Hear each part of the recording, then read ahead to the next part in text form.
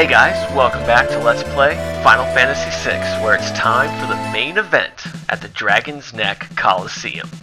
Before we get started though, let's see the fruits of our labor with Edgar, the most powerful Dragoon in the game because he's an imp. As you can see here with the imp's armor, the titanium helmet, and the tortoise shield, he has maximum physical defense and close to maximum magic defense as well. The imp armor also absorbs water attacks, so if you're having trouble defeating Leviathan on the Game Boy Advance version, then this would make you pretty much invincible as long as you're in the back row. And the other thing is, you have a 25% chance to evade, so that's not bad either. In case you're wondering why I said 25 and not 31, that's because perfect evade in this game is 128%. I don't know why that's the number they chose, but just take my word for it. And 31, that's about a fourth of that number, which is 25%. So overall, I mean, a 1 in 4 chance to dodge is still pretty good. So what do you say we put this guy to use? Alright, the first thing I want to wager, and this will come as a bit of a surprise to you guys, I'm sure, but I want to wager a pair of Marvel shoes and fight a Tyrannosaur to get a Tintinabar.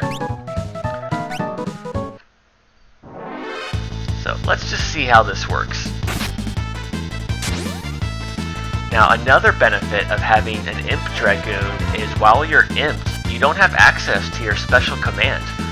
So in the Coliseum, that means you have a higher chance of jumping, which is good for a Dragoon. That's what you want them to do. Not bad, not bad. Now, in all honesty, the Tyrannosaur is pretty easy. The only thing he'll do is cast Slow on you, Haste on himself, or try to bite you, which, if that lands, it'll do about 3,500 damage. Now, because we're in the back row with maximum defense, even that attack will do 0 damage. So the Imp Dragoon, as you can tell, is pretty damn powerful. And one of my favorite setups to use in the Coliseum.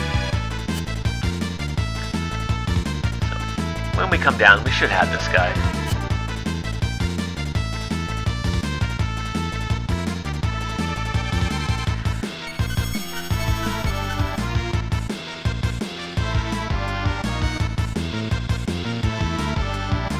If we ever come down.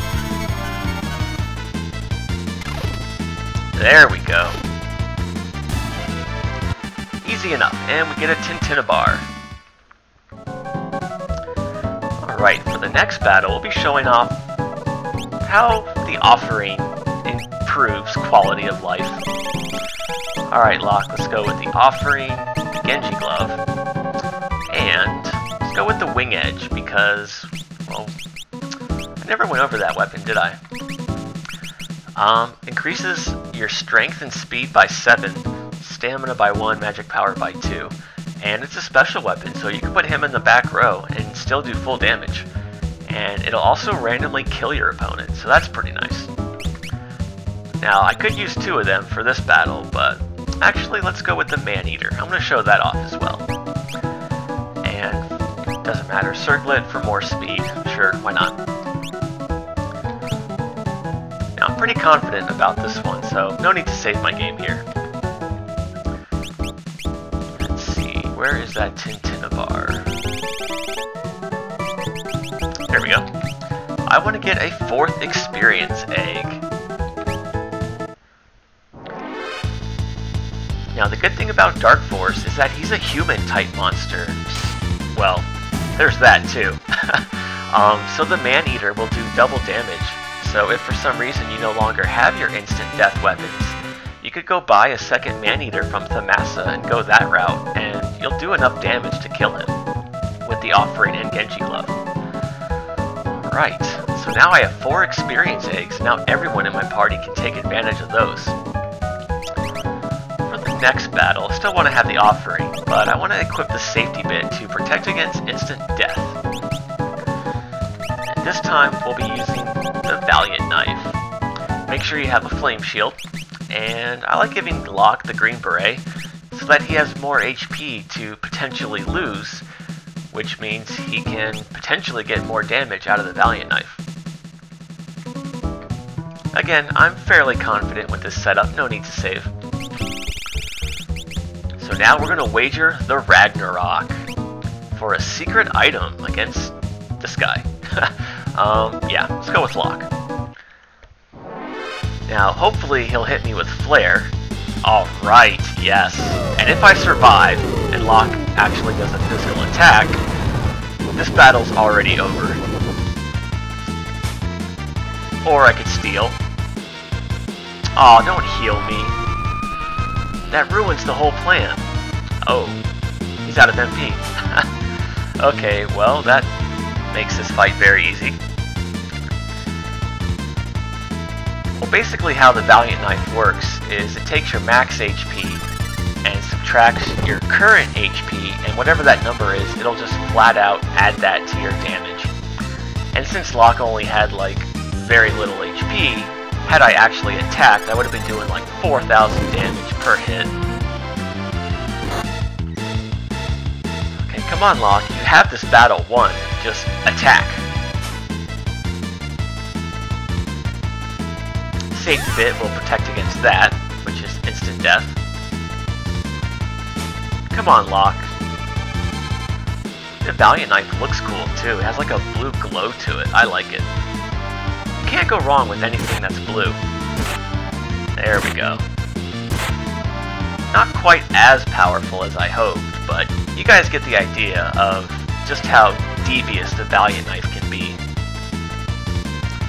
I mean, this is without any level grinding either, and Locke just did 8,000 damage in one attack. Actually more, that's closer to 10,000 damage. But for defeating him, we get the Illumina, Mark of the Illuminati. No, but the Illumina is by far, hands down, the most overpowered, broken weapon in the game. So comparing that to the Enhancer, and it increases all stats by 7, max battle power, just like the Ragnarok, although it gives you 50% evade and magic block, guaranteed critical hits, same damage from the back row, only the difference is it'll randomly cast Holy instead of Flare.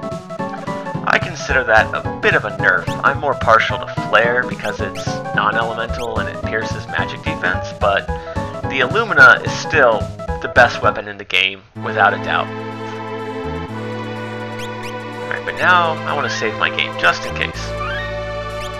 Because we are getting to the big fight, where I'm not sure I can win that one. Alright, let's see here. The next thing I want to wager... Yeah, I should be in pretty good shape.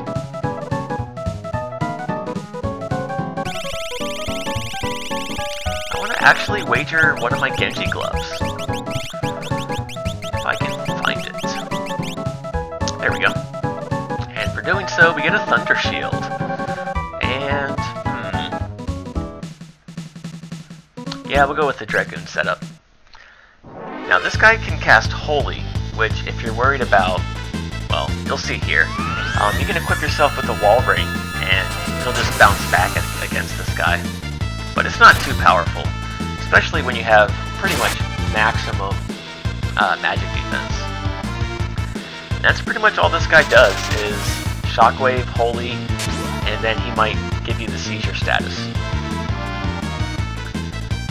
I do want to hang on to a Genji glove, for obvious reasons. It's a really good combo with the offering, and we're going to find another one in the near future.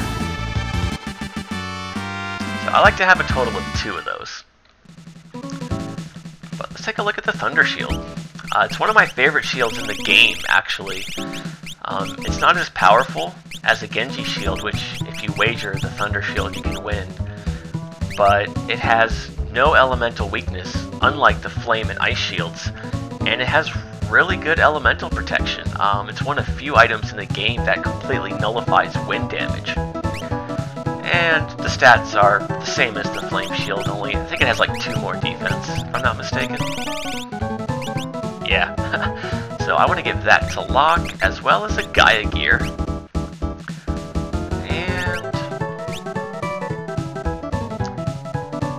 we're in pretty good shape, actually. Let's go with the offering, and this time we'll just go with the Atlas armlet. Do we want the Illumina? Yeah, let's show that off. Why not?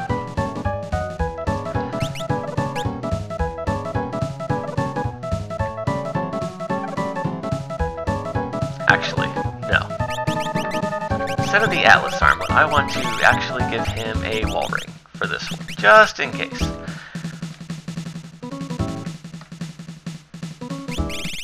Alright, next up are the Imp Halberds, which I only have 2 of, because that's all we need. And we go against the Allosaurus. So let's go with Lock on this one. Now, the Allosaurus only has 3,000 HP, and he's weak to fire, but he can't cast Doom. But easy enough. And we get the Cat Ear Hood, best helmet in the game for Realm. Let's take a look at that. See how much easier this is now that we have decent equipment? Oh, there we go. Now, as vague as that description is, what it does is it'll double your gold after battle. So, using Realm in a party with Setzer, that's actually a pretty good setup. They have good compatibility, especially if you're using Setzer for coin toss. Having Realm with the Cat Hood will pretty much necessitate his every need. It also makes money a non-issue. But as you can see here, it cuts all of the major elemental damage in half. Speed +2, magic power +4, evade +10. By far the best helmet in the game for Realm. It's like a mystery veil combined with a Minerva.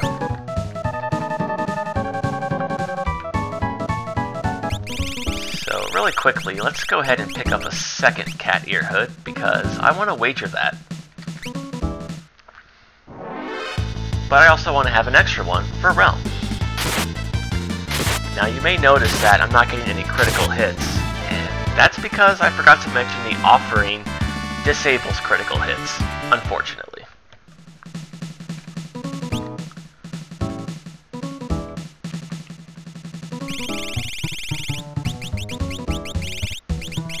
Where are you? There we go. And if we wager the Cat Ear Hood, we have to fight a freaking sandworm for another secret item. Now, this guy has the Quake spell, which will do about 3,000 damage, which is why I have the Gaia Gear on lock. And if you attack him and don't kill him, he'll counter with, I think it's 2 sandstorm attacks. Ow. Well, that wasn't supposed to happen. Oh well.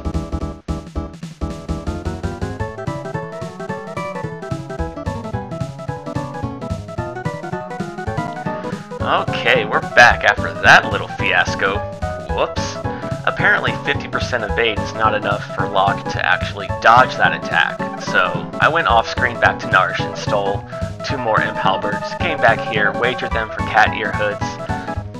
So we're going to try that again, and I changed my setup slightly.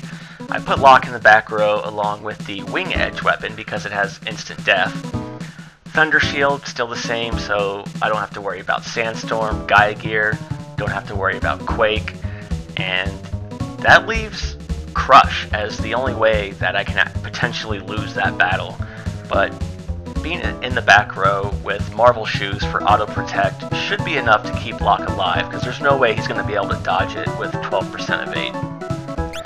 And basically my plan of action here is just attack with the Offering and the Wing Edge and get the one-hit KO. If you're feeling a little ballsy, you can go with the Offering and the Genji Glove for 8 chances at an instant kill, but I think we'll be okay. So let's try that again.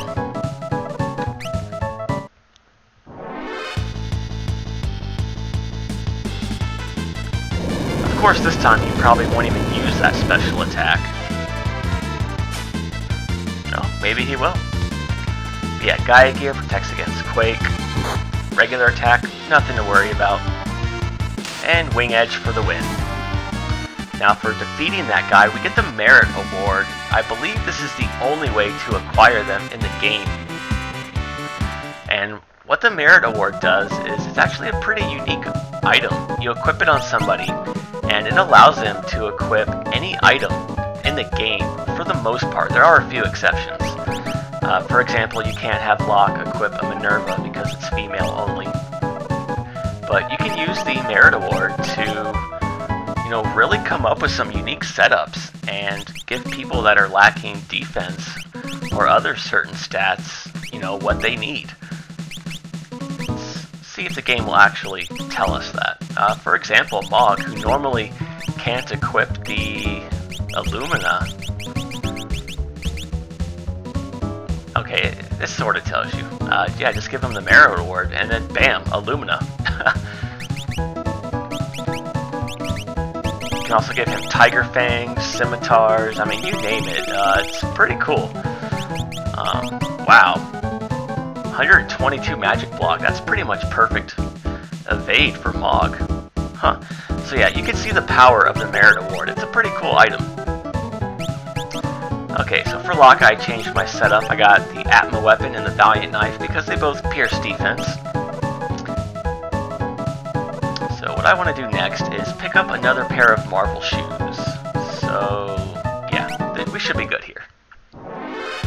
Now, remember the offering also gives you 100% accuracy.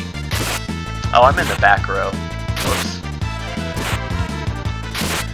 Well, I was going to say the Atma weapon is the coolest looking sword in the game, but I kind of can't show you that. Well, I suppose I can. That's a quick enough and easy battle, and I may or may not need a second rename card anyways.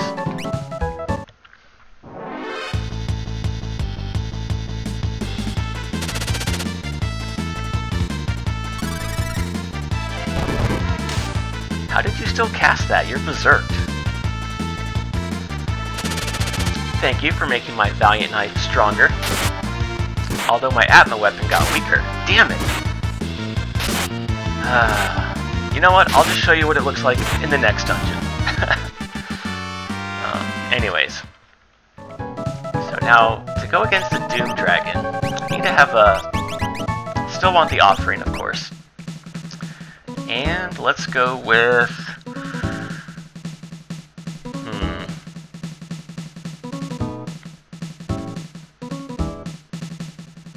Okay, let's go with the Atlas Armor. We're gonna go all out for this one.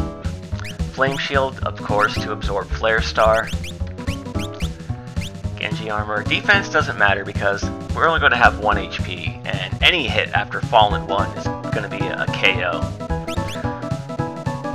Oh yeah, I wanted the Green Beret as well, so I have more HP to potentially lose. Now, essentially, my strategy for this one is to get hit with Fallen 1, reducing me to 1 HP, and then attack with the Valiant Knife and win the battle, but it's not absolute. It's almost guaranteed, but not quite, so still want to save my game here real quick.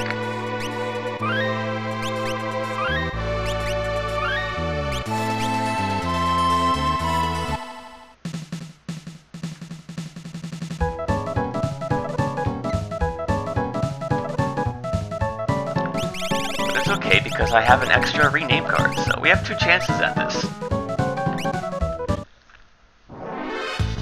Come on, Fallen 1. Or you can do that.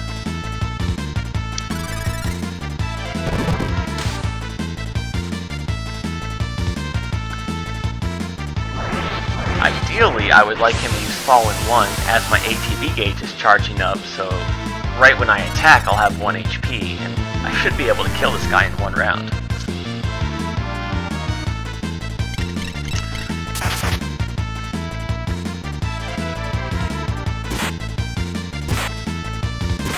Okay, now he's most likely going to counter. Or not.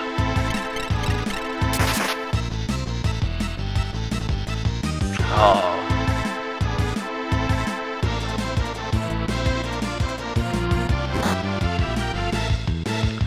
Potentially disastrous if he uses Fallen 1 right now and not Southern Cross. But yeah, so far, talk about a night and day difference. I mean, a few levels, a few pieces of equipment, and the Coliseum is much easier. Oh, come on. Don't tell me the computer is actually doing something intelligent for once. Okay, it's not.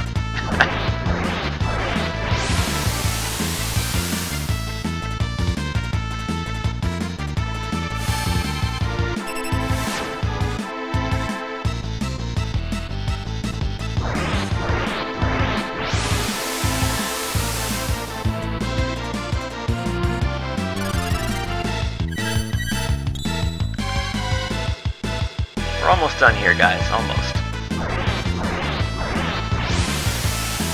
Yeah, 4 experience eggs. This should put us back to 4 marble shoes. Got the Illumina. So I can really only think of 2 more battles I want to use. Oh, come on.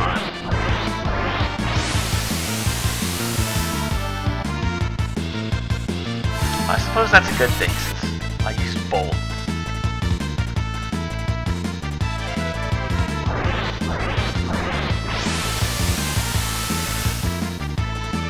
Dragging this out for no reason, Doom Dragon.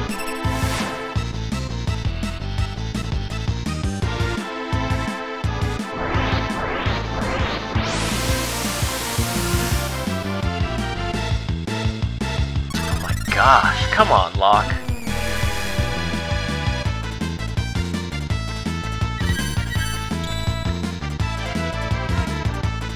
Attack.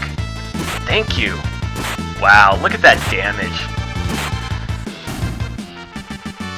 I swear, if I would have lost at that point, I was about to have a conniption.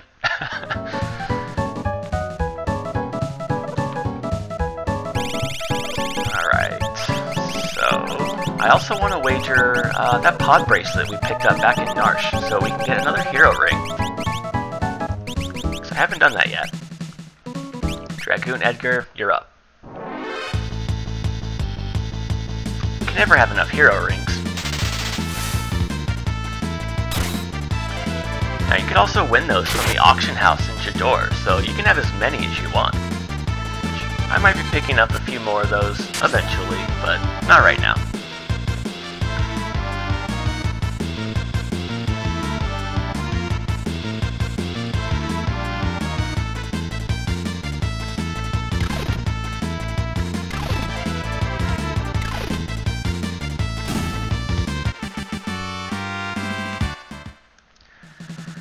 Alright guys, it's time for the final battle, but I definitely want to go save my game and say a prayer, maybe sacrifice a couple animals or kids or virgins, you know, what have you, because this last battle is very difficult and I've been putting this one off for as long as I can, so I'm going to take care of all that and be right back. Alright viewers, here it is, the final battle against the Tonberry, probably the most pain-in-the-ass monster to defeat in the Coliseum. But if you can pull it off, you get a Magus Rod. So for this one, I want to go with Mog, using a Dragoon setup and a Pearl Lance, also with max physical defense, because that will be essential. Now this fight will function pretty much exactly like the fight against the Retainer did earlier, in that the trick to winning is surviving the final attack. The only difference here is that the final attack is unblockable, so you can imagine that it's a bit more challenging, but I have faith in our buddy Mog.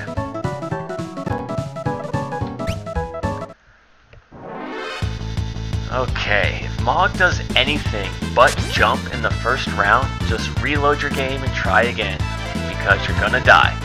Unless you have like 6,000 HP. But yeah, you pretty much have to kill him in one jump. No whammies. Come on, Mog. No whammies. Big money. I think we got this. Fuck yeah. Alright. Suck it, RNG. Oh. Of course, you could just go do some massive level grinding and come back and slaughter him with the Offering and the Atma weapon, but yeah, that's essentially how you do it. Now, I've already taken care of the other heal rod off-screen using the Imp Dragoon but in order to win that one, I had to get a perfect quadruple jump. So that's why I recommend going with the Pearl Lance, because it gives you a little bit of extra room to work with. So, whew, there we go. Now, just keep in mind that Step Mine deals damage equal to the number of steps you've taken divided by 32. It's unblockable, pierces defense, and it's non-elemental. So the longer you put that off, the more damage Step Mine is going to do. So, unless you do some massive level grinding and come back here with a crap ton of HP, it's going to be just as difficult. But I think that wraps up everything I want to do in the Coliseum. So, if you guys have any questions about strategies or setups or anything like that, feel free to message me or leave a comment, and I'll do what I can to help you out. So, when we come back next time, I will just meet you in the town of Zozo, so we can go find our buddy Cyan, which the game probably intended us to do a long time ago when we first got our airship. Whoops. So, as always, thank you for watching, take care, and have a good day.